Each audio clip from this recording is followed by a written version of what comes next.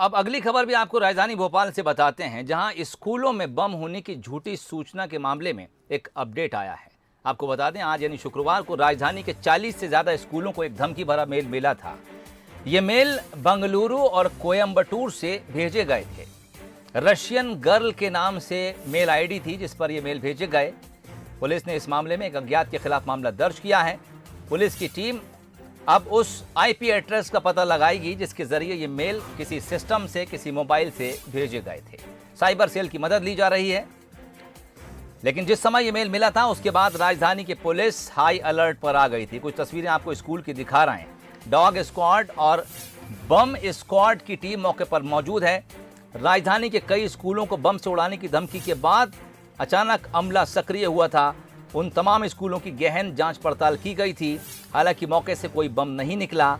ऐसे में ये मेल कोरी धमकी साबित हुआ। लेकिन अब पुलिस के सामने ये चुनौती है कि ये मेल बेंगलुरु और कोयम्बटूर से किए गए थे, किसने किए थे, आरोपी तक पहुंचना और उसे पकड़ना, ये काम फिलहाल जारी है। लेकिन सवाल ये कि आखिर स्कूलों को ही बम से उड़ाने की धमकी क्यों दी गई? बंसल न्यूज ये सवाल इस खबर के जरिए उठा रहा है। धमकी का बेंगलुरु और कोयम्बटूर से क्या कनेक्शन है, यह भी एक बड़ा सवाल है। इसके अलावा जिन स्कूलों को बम से उड़ाने की बात कही गई वो सीबीएसई स्कूल हैं, उन्हीं को क्यों टारगेट किया गया?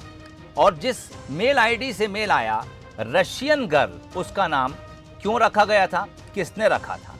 तो सवाल यह कि राजधानी भोपाल को क्यों चुना गया, सिर्फ सीबीएसई स्कूल क्यों चुने गए, रशियन गर्ल के नाम से क्यों मेल आईडी बनाई गई, और अगर किसी को राजधानी भोपाल और भोपाल में चलने वाले स्कूलों से कोई दिक्कत है तो ये मेल कोयम्बटूर और बेंगलुरु, जो राजधानी भोपाल से बेहद दूर हैं, वहीं से क्यों भेजे गए? इन्हीं सवालों के जवाब अब तमाम सुरक्षा एजेंसियों को तलाशने हैं।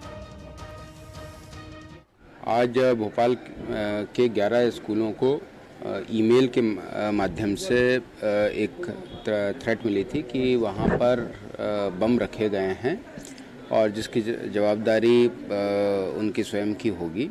आदि प्रकार की मेल थी और ये ईमेल अलग अलग नामों से भेजी गई है। सभी जगहों पर पुलिस पार्टी भेज करके उसका चेक करवाया गया है। ये जो जानकारी है वो झूठी निकली है।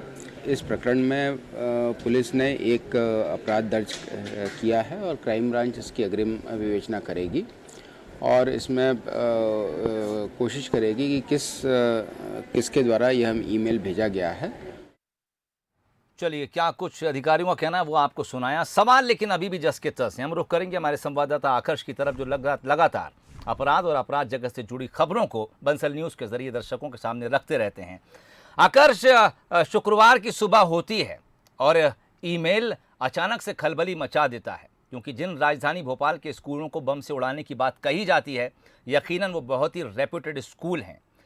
अमला अलर्ट होता है, जांच की जाती है, कुछ नहीं निकलता है, तो कम से कम ये राहत है कि बम नहीं था। लेकिन जो सवाल खड़े होते हैं आकर्ष, वो अभी भी अपनी जगह हैं। राजधानी भोपाल को ही क्यों चुना गया?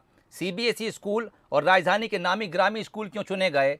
जिस मेल आईडी से मेल हुआ रशियन गर्ल, क्या इन तमाम चीज़ों के कनेक्शन आपस में हैं? और अब शायद यही चुनौती साइबर पुलिस के लिए भी है।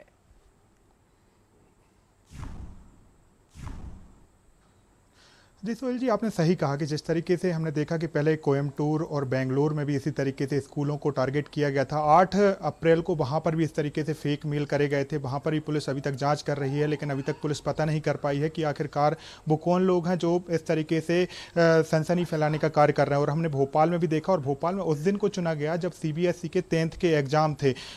यदि हम बात करें तो भोपाल में करीब 40 स्कूलों को मेल भेजने की जानकारी मिल रही है, लेकिन 11 स्कूलों ने पुलिस के पास शिकायत खुद कराई है। लेकिन कुछ स्कूल सामने इसलिए नहीं आए क्योंकि तमाम स्कूलों को बाद में पता चल चुका था कि ये फेक मेल करे गए हैं, धमकी भरे मेल फेक हैं। यही कारण तमाम स्कूल नहीं आए। लेकिन 11 स्कूल में पुलिस की टीम प्रॉपर तरीके से गई, वहां पर डॉग स्क्वाड की टीम गई, जांच की गई, जहां तक कि तमाम स्कूलों से शिकायत भी ली गई और FIR भी दर्ज की गई है 507 धारा के तहत। अब पुलिस पता कर रही है, तो मेल ट्रैक कर रही है कि ये मेल कहां से आया है।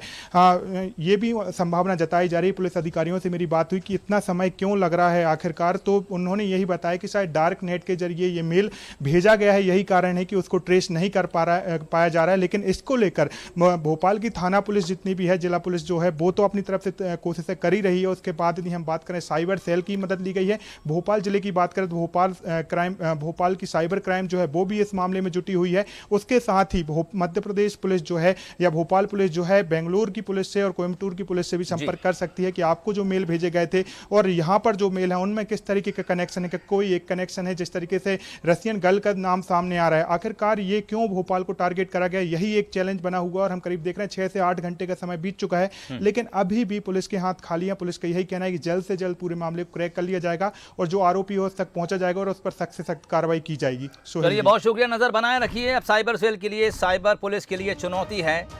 आईपी एड्रेस को ट्रेस करना बहुत मुश्किल काम नहीं है, लेकिन दरअसल जो लोग साइबर अपराध से जुड़े हैं वो ये भी जानते हैं कि प्रॉक्सी सर्वर का इस्तेमाल करके आप किसी भी सुरक्षा एजेंसी को गुमराह कर सकते हैं। प्रॉक्सी एजेंसी किसी भी देश की इस्तेमाल की जा सकती है और उसके ज़रिए अगर भोपाल से बैठकर भोपाल में कोई मेल भेजा जाए तो ये प्रतीत होता है, ऐसा आभास होता है कि ये मेल किसी विदेश से आया है, किसी दूसरे देश से आया है, जिस देश की भी आप प्रॉक्सी यूज़ करते हैं। बहरहाल चुनौती है और इसे कैसे अब राजधानी भोपाल की साइबर पुलिस सुलझाती है, ये यकीनन देखना दिलचस्प होगा।